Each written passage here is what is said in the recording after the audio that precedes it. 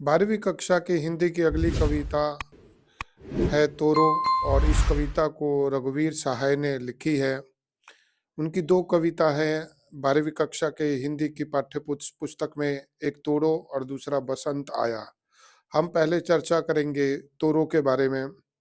तोरो जो कविता है उसकी भाषा सरल और सहज है, अनुप्रास अलंकार है और कविता जो है पूरी तरह से छंद मुक्त है।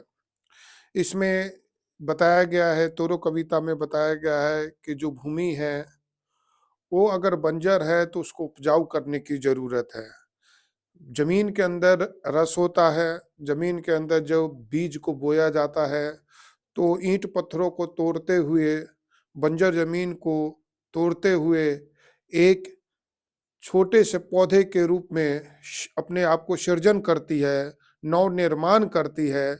उसी तरह से मनुष्य को भी ये चाहिए कि वो अपने अंदर की निराशा, अपने अंदर के जो अवसाद, अपने अंदर का जो अकेलापन है, उसको उस बंजर जमीन के समान तोड़ते हुए आगे बढ़े और एक नए नव निर्माण, एक सृजन की प्रक्रिया को आगे बढ़ाते हुए एक नए निर्माण की ओर आगे बढ़ना चाहिए।